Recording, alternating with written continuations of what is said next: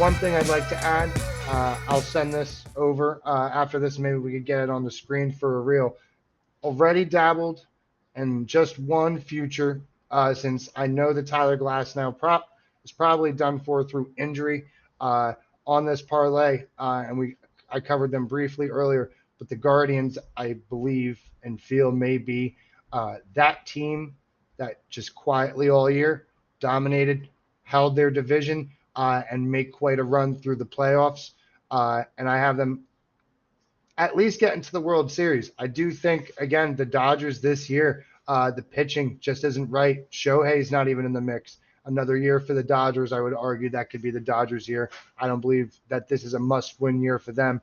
And it's hard to really imagine seeing the Yankees go the full stretch. And they were both the two biggest favorites in there. So if we remove them two from the equation and we really look at who's been the most consistent throughout the league in their division, I make the argument that it's been the Guardians. Again, despite a tough loss yesterday against the Tigers are really making noise in that division. But just to run through the quick list real quick, what I have for you, and you could add your take to it, but just a little wild off season because we're getting close to NFL preseason, baby. Only about 4 more weeks. We got Guardians World Series winner. All right. We got the Bengals. We got Burrow taking the Bengals to the promised land, Super Bowl winner. UConn running it back for college basketball. Got the Nuggets, not Boston, making a run to the NBA championship and winning. And then your beloved Boston Bruins having a hell of a much needed after a disrespected past 2 years in the postseason, a violent and dominating run through the playoffs for the Stanley Cup.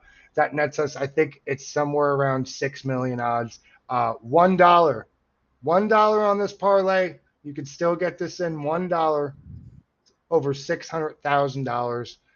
Plenty of value there and a lot of time to sweat it. But just wanted to throw that out there. And again, right now, the Guardians, again, just with everything that's culminated to this halfway point in the season, Guardians would be a team to keep your eye on.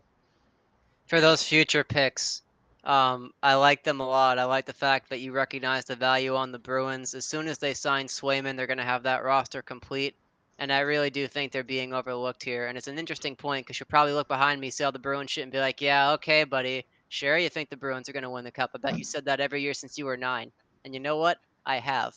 But it reminds me of a famous ESPN article I read by a guy who was a Warriors beat writer. And in 2015, he was the only person to pick the Warriors to win the title. And all his colleagues roasted him. They're like, yeah, okay, Homer, biased, etc. And he was right because he saw more of the Warriors than the national media did at the time. So he was privy to the ins and outs, how they would improve the roster, and the fact that they were right there on the cusp. So, as a Bruins fan, I can say that they were right there against Florida that entire series. It went 6. It most likely could have gone 7 if they had any type of goal scoring or depth in that regard. They've added that with Elias Lindholm. Poitras is going to be healthy all year next year. Lysell and Merkulov should come up from Providence and hopefully make some noise. Jake DeBrusk, some people have said that's a key departure. It is in the regard of two-way play and defense. I can tell you as someone who watches every game, and on the offensive end, Jake DeBrusk would either be amazing or he would be a ghost. And there is no in between. And you could pretty much tell within the first 5 minutes if he was going to show up that night. So I think having more consistent younger players in that role will be very good for them. Looking at the ever futures there, the big one for NBA that I think is being a little, underlooked. I think the Timberwolves just do it. I think that You young think roster. so? I do. I think they got the experience they needed. They saw how bright the lights can get. Excuse me. Maybe a poetic misspeak there, considering the analogy. I think that Western Conference Finals really helped them out, and this is their last year in terms of luxury tax and everything to have all of them together. They're going to lose at least somebody the following year unless ownership's really able to pull some bullshit. So I Towns think they has go to stay healthy, man, and right. they got to figure out the big man situation. Otherwise, there too. I see Anthony having a fair year. I see him having a very similar year to this year. I don't think the question is him, but it's really on the defensive side. If they could find improvement there, and again, like I said, most importantly, stay healthy. Not a terrible take though. I could see your point in that. That's pretty much a good amount of the reasoning that I have with Boston on here. It's a lot of these things are timing.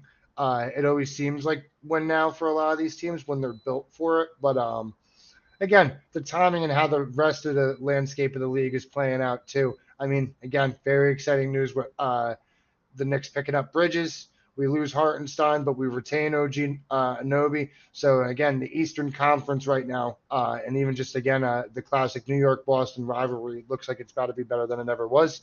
So again, the excitement for the NBA season, all-time high right now. MLB All-Star break, about as interesting as you could ask for. And we got NFL knocking right on the door. So looks like it's going to be a good summer and lead up through the fall right now. And obviously NHL included there too. It's always nice when someone throws in the NHL at the end there after the more popular sports. It warms my heart. Like, yeah, woo, don't forget about us. We play hockey. The All right. only NFL future I have right now is I'm all over CJ Stroud. I think he wins MVP in a Lamar-like season. I think he's just set up to really cook there. Other than that, though, I think we see something similar to what we have in baseball. NFL is wide open. I have Yeah. no idea who's going to be, even in the upper echelon. I could see the Bears taking a huge step forward. I could see the Jets, if Rodgers is healthy, taking a big step forward. I could see the old guard of the Chiefs and the 49ers easily again. It The would be nice Lions, to see this year at least 8 starting quarterbacks not all out for yeah, long not all periods of die. time because last year that definitely was part of the reason why a lot of the teams were as close to the playoffs as they should have been. Like again, even the Jets were only 2 or 3 games out. Same thing for the Giants, and I think 3 of those games were decided by 4 points or less. Again, they had no Jacobs all year. Jones, I'm sorry, they had no Daniel Jones all year. Jets had no Rodgers all year. There's no reason why we should even be that close to the playoffs without a starting quarterback. But a handful of those victories from both teams were because the other team also did not have a starting quarterback. And again, the historically bad primetime games last year too. Really awful and unfortunate, just ruined by injuries. Prime time unders, baby. Also, you spooked me there for a bit when you said Jacobs. I was like, fuck, you guys still have Brandon Jacobs? Like, he's still out there? That Yeah, fucker running around? Yeah. But what a time that was. the only ever strong lean I have for NFL, this is kind of a weird one. The Packers are going to finish exactly where they finished last year because they're too good not to make the playoffs, but they're Mm-hmm. not quite there yet to usurp one of the top teams in the divisions or the teams that are going to be above them in the wild card. So they're going to be right there. I like the Bucks to defend that division against the Falcons. I know a lot of people are going to disagree with that. The Falcons are a sexy pick with Kirk Cousins coming in.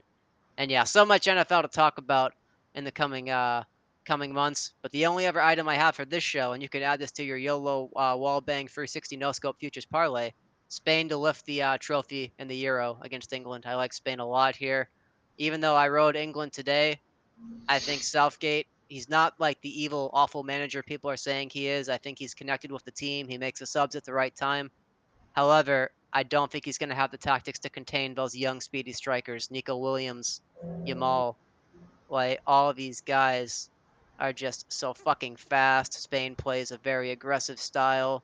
They keep the pedal on the gas down, so to speak, and I just think they're going to run away with it. I agree. I think they were a bigger favorite coming into the last grouping of 8 here. I was looking at futures myself. I want to say they were ahead. I think plus 210 or plus 310 at the first or top of the list or second on the list when it was down to 8. But I agree. I can see it. You got me feeling lucky. I'm putting everything on black.